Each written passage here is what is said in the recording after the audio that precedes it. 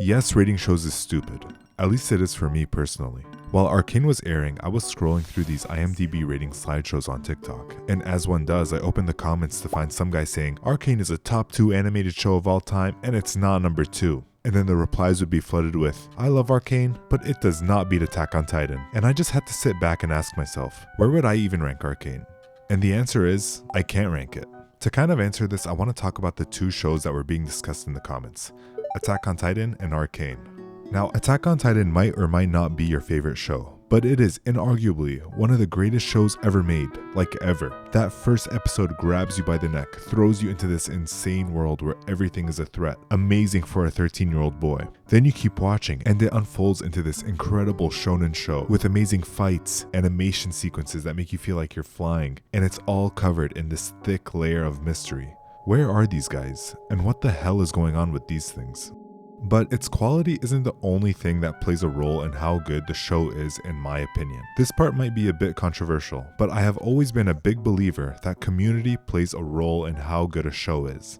Yes, I've heard it all. The community doesn't actually change anything within the story, except for fan service. The fan service does influence what happens in the show, and actually does make it worse in a lot of ways. Look at Fire Force, for example. I've watched a total of 4 episodes of Fire Force, and I had to stop there. The cumulative fan service in those 4 episodes of the show was enough to make me drop it. Probably forever. It makes me curious as to what kind of creatures actually enjoy fan service in a show. It actually just ruins it for me. And it's sad, right? Like, I've seen some of the fights and the animation is incredible. The sound design is amazing. But for some reason, they have to dilute these portions of quality media with fan service. But that's not my point, because luckily Attack on Titan doesn't have any fan service. Anyways, I'm just ranting at this point, but look, the community plays a huge role in Attack on Titan. I'm not saying that if you watch this show now and today for the very first time, you wouldn't still be blown away by it. Every plot twist is still gonna hit you the same. You're still going to be in awe at these ODM gear sequences, at least for the first 3 seasons. But somehow and some way,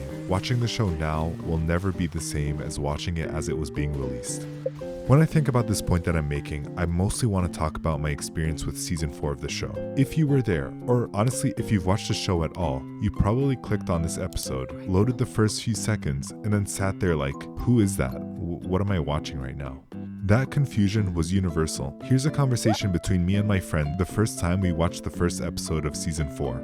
Now you might be thinking, okay, cool, you guys were confused, like what's the point you're making? There's no point. We were both confused, and it was amazing. We even sat our third friend down and rewatched the episode with him, and he was also confused at the start. It sounds so stupid, but this joined experience made watching the show 100 times more fun. And that's only the start as well. The Attack on Titan Sundays were a huge thing. We would spend so much time on Discord calls after watching the show, speculating, talking about what's happening. And at what was the height of COVID, it was really refreshing to experience something collective on a consistent basis. But as all things do, season 4 part 1 ended, and I went back to university, and I made a couple friends there, some who have watched Attack on Titan, and others who had not. Oh, you haven't watched Attack on Titan?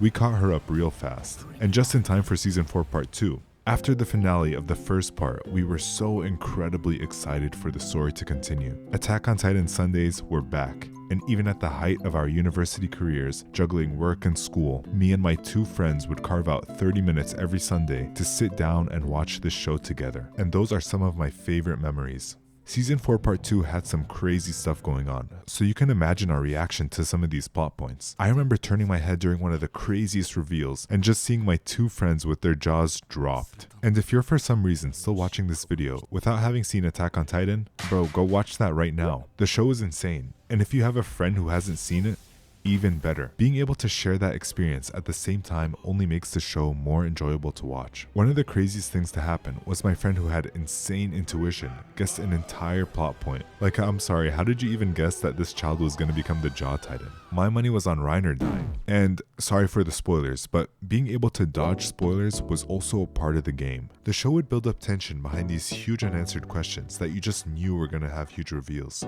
And every single time, without fail, those filthy manga readers would stop at nothing to give you details on exactly what happens. I swear, I think I've seen this picture of Eren 100 times on Twitter before I saw the very last episode. In reality, it's so meaningless. I'm not really sure what they were trying to spoil me on.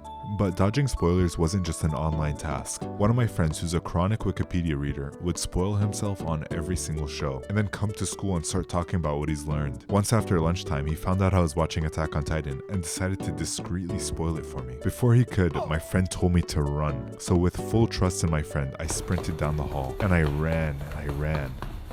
But I was not faster than the sound of his hatred.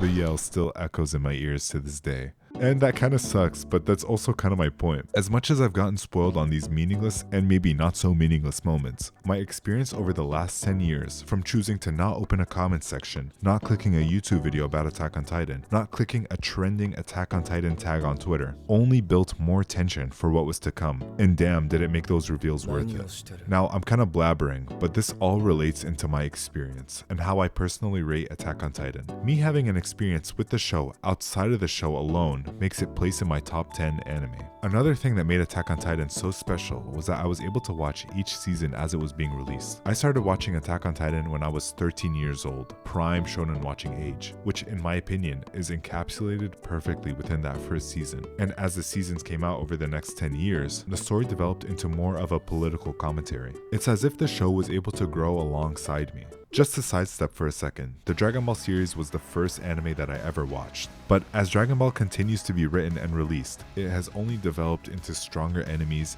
and more training to fight these enemies. Like, these guys are scaling into god territory at this point. The show feels like it hasn't changed since I was literally 12 years old. And I'm not saying that's a bad thing. I still like Dragon Ball Z, but my experience with Attack on Titan was different. As the seasons of Attack on Titan developed, my brain was able to develop with them, taking in more complex themes. It quickly went from being a story about these humans versus these weird monsters, to humans versus shape-shifting monsters, to just humans versus humans. Growing up from a shonen show into something that had political undertones, to political overtones, and was giving commentary on issues that were more serious. This was perfect for me. I was sort of getting into the age where these things were becoming more relevant in my life. The show was able to keep me engaged as I developed alongside it, which is really just a case of luck. And I feel like this is more of a product of its time.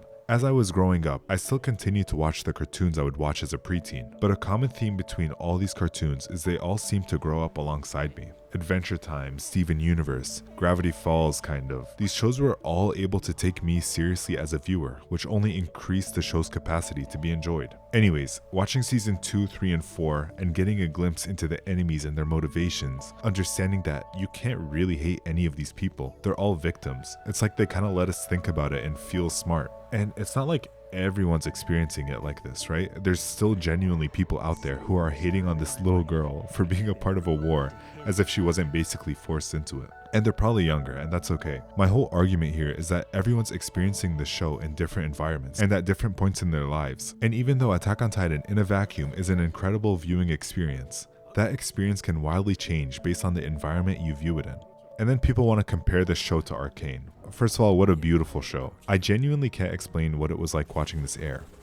Actually, I can. When this show first came out, I was a couple months into playing League, and I kind of held off on it because I wasn't super interested in a show based on League of Legends, and that was probably one of the stupidest assumptions I could have made. This show is so much more than anything League of Legends related. I had the privilege of binging the first season. Each act kind of gives you a little cliffhanger at the end, which made the weekly discussions so much fun. At least it was enjoyable for me during the wait between each act in season 2. There are so many details that when you spot or when you hear about from someone else, just allows you to appreciate the show even more than you already do. And I'm not smart or dedicated enough to figure out all these little knickknacks on my own, so you know those discussions always went hard.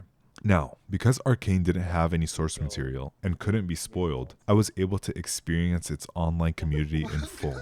These people, one day after the episode aired, were making the most jaw-dropping edits I've ever seen in my entire life. The music bangs, the cuts bang, they do this like green screen effect. I have no idea how they do it. It's actually crazy. It makes you feel alive, and yes, it makes the show 100 times better. Like, watch this really quick. I fight the world, I fight you, I fight myself, I fight God. Insane. And it's not only hype edits. This episode, season 2, episode 7, the edits these people were making have kept me thinking about this episode like 2 weeks after it aired. I was already stun-locked after watching it the first time. It's probably my favorite episode out of the whole series, and the community was only able to amplify my enjoyment of it. Externally. Not only are the edits good, there's also some funny business. If you've watched the show, and kind of as I explained before, you would know that there's a cliffhanger at the end of Act 2. And again, spoiler warning if you guys haven't seen Arcane. Nobody knew whether Jace was a good guy or a bad guy, and TikTok took to taking sides and making their opinions known by changing their profile pictures to a variation of Jace's face with either a checkmark or an X. Or honestly, it got out of hand and people were doing whatever they wanted to. And even though I didn't take part in this, it still made watching videos related to Arcane really fun to watch. You'd see people in the comments arguing on what happened with Jace. You'd know their opinions just based on their profile picture. And then you'd start encountering these profile pictures in the wild, on videos completely unrelated to Arcane, and it just made the community feel alive. Now, when it comes to ranking my experience between Attack on Titan and Arcane, I really have to compare the content and then also my overall experience with that piece of media. As much as I love the talks between each act of Arcane, I don't think that it compares to those Sunday night Discord calls talking about Attack on Titan. On top of that, I think there are so many things that were done better in Arcane than Attack on Titan. I like the art style from the first 3 seasons a lot. I think about this sliding scene from Season 3 Part 1 very often. But the world Arcane was able to animate was honestly more immersive and alive for me. The fights were also really stylized in a way that I haven't seen before. It made them fun to watch on top of being intense. So it's like, does the art style being better in Arcane outweigh the storyline from Attack on Titan? Does it outweigh all those plot twists, the character development, the music? I don't know.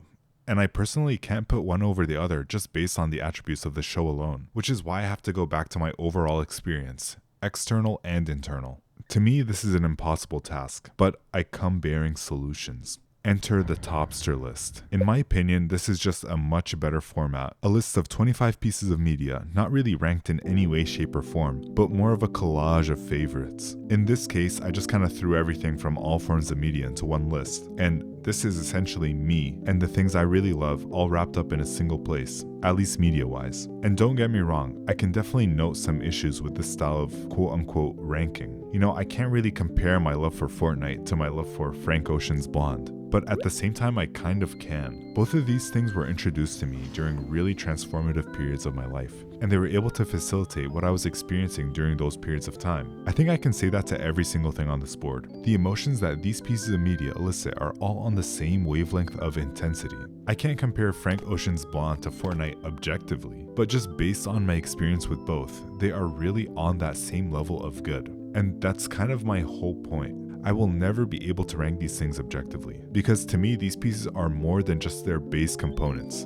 Blonde isn't just Frank Ocean's incredible instrumentals, the vocals, and the lyricism. It's like it's imbued with my experience of my senior year of university. I'm there on my friend's dorm room couch when it comes on. And Fortnite isn't just its incredible groundbreaking mechanics, it's also its accessibility. It was a gateway to a collective, and these experiences aren't rankable, at least not to me.